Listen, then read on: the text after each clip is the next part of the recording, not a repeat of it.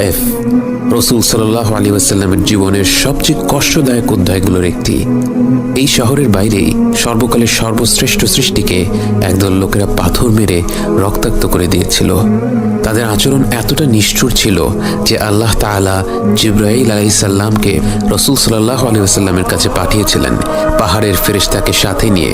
রাসূল সাল্লাল্লাহু আলাইহি ওয়াসাল্লামের একটি হুকুমেই ধ্বংস হয়ে যেত গোটা তায়েফ শহর, ধুলোয় মিশে যেত সেই জাতি। কিন্তু রাসূল সাল্লাল্লাহু আলাইহি ওয়াসাল্লাম প্রতিশোধ নিলেন না, বরং তিনি রহমত প্রদর্শন করলেন এবং প্রমাণ করলেন কেন তিনি রাহমাতুল লিল আলামিন, গোটা বিশ্ব জগতের জন্য রহমত।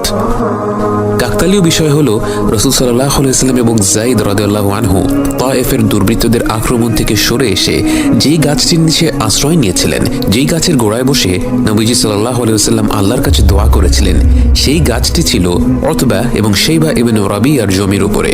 আমরা রাসূল সাল্লাল্লাহু আলাইহি ওয়াসাল্লামের জীবনী ঘাটলে দেখব এই দুজন ব্যক্তি আসলে কুরাইশী ছিলেন এবং তারা ইসলামের বাণীর কঠোর বিরোধিতা করতেন। কিন্তু রাসূল সাল্লাল্লাহু আলাইহি ওয়াসাল্লাম এবং যায়েদকে তায়েফবাসীরা এতটা নির্মমভাবে আঘাত করেছিল যে তাদের অবস্থা দেখে ইসলামের এই শত্রুদের মনও নরম হয়ে গেল। একে তো তাদের করুণ অবস্থা দেখে তাদের মনে কিছুটা মনুষ্যত্ব জেগে উঠল, তার উপরে যখন তারা দেখল মুহাম্মদ সাল্লাল্লাহু আলাইহি ওয়াসাল্লামের সাথে তায়েফবাসীরা এমন অমানবিক আচরণ করেছে, এটা তাদের আত্মমর্যাদায়ও কিছুটা লাগলো।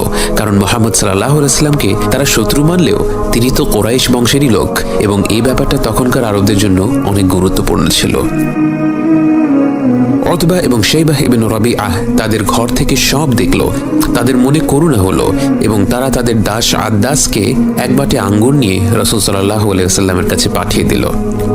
এবং এই জায়গায় আমরা যদি একটু থেমে চিন্তা করি, রাসূল সাল্লাল্লাহু আলাইহি ওয়াসাল্লাম এই অকল্পনীয় প্রতিকূলতার মুখে আল্লাহর কাছে হাত তুলে দোয়া করলেন, আর কিছুক্ষণের মধ্যেই তার জন্য একটি উপহার চলে এলো। একটি অজানা দেশে মরুভূমির মাঝে শত্রুর ঘর থেকে এক বাটি সুস্বাদু ফল চলে এলো, যা খেয়ে তারা কিছুটা শক্তি ফিরে পেলেন। ঘটনাগুলো মিলিয়ে দেখলে আল্লাহর রহমত অস্বীকার করার কোনো অবকাশ থাকে? আমাদের জীবনেও কত অগণিতবার এমন হয়ে থাকে, কিন্তু আমরা হয়তো বিষয়গুলো সময় নিয়ে চিন্তা করে দেখি না। তো আদ্দাস এসে বলল, এটা আমার মালিকদের পক্ষ থেকে উপহার। রাসূল সাল্লাল্লাহু আলাইহি ওয়াসাল্লাম খুশি হয়ে ফলগুলো নিলেন এবং খাওয়ার আগে বললেন, বিসমিল্লাহ। এই কথা শুনে আদ্দাস অবাক হয়ে গেল, কারণ তখনকার সময় বিসমিল্লাহ কথাটি প্রচলিত ছিল না। তাই সে জিজ্ঞেস করলো, এই বিসমিল্লাহ কথাটা আবার কি? এরকম কথা তো এখানকার লোকেরা বলে না। তখন রাসূল সাল্লাল্লাহু আলাইহি ওয়াসাল্লাম উত্তর দিলেন, এই কথাটি আমাকে আমার রব শিখিয়েছেন। আর যেহেতু আদ্দাস বলেছে এখানকার লোকেরা এই কথা বলে না, রাসূল সাল্লাল্লাহু আলাইহি ওয়াসাল্লাম আন্দাজ করলেন যে আদ্দাস হয়তো অন্য দেশের মানুষ। তাই তিনি জিজ্ঞেস করলেন, তুমি কোথাকার লোক? আদ্দাস বলল, আমি নিনেভা থেকে এসেছি। তখন রাসূল সাল্লাল্লাহু আলাইহি ওয়াসাল্লামের মুখে হাসি ফুটল এবং তিনি বললেন, তুমি ইউনুস ইবনে মাত্তার শহরের লোক। আদ্দাস এবার পুরোপুরি চমকে গেল। তখনকার আরব সমাজের মানুষ নিনেভা শহরের নামই ভালো করে জানত না, অথচ তার সামনে এই ব্যক্তি নিনেভা শহর সম্পর্কে তো জানেই, তাদের নবী ইউনুস আলাইহিস সালাম সম্পর্কেও জানে। সে বলল, তুমি ইউনুস ইবনে মাত্তার ব্যাপারে কিভাবে জানো? রাসূল সাল্লাল্লাহু আলাইহি ওয়াসাল্লাম বললেন, আমি ইউনুস সম্পর্কে কিভাবে না জানি? সে আমার ভাই, আমিও তার ভাই, কারণ আমরা দুজনই আল্লাহর নবী।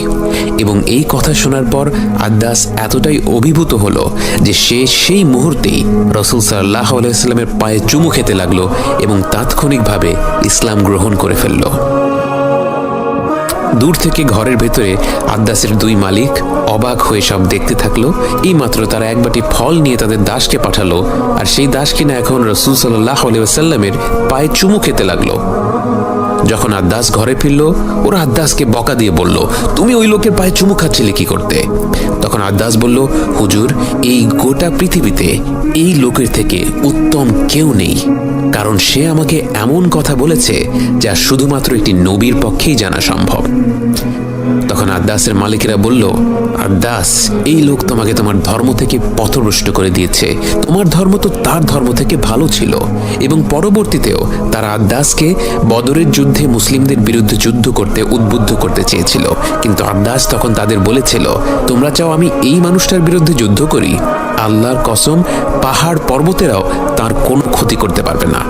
এবং আদ্দাস তাদের জোরাজুরিতে সাড়া দেয়নি এবং দাস হয়েও সে তার মালিকদের অমান্য করেছিল, এবং পরিশেষে বদরের যুদ্ধেই উতবা এবং শাইবার মৃত্যু হয়। রাসূল সাল্লাল্লাহু আলাইহি ওয়াসাল্লাম ও যায়েদ মক্কার পথ ধরে যেতে থাকলেন।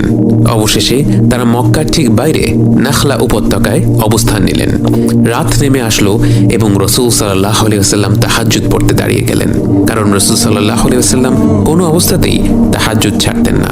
সেটা সফরেই হোক, শত ক্লান্তির মুখেই হোক, অথবা রক্তাক্ত অবস্থাতেই হোক, তিনি রাতের বেলা একান্ত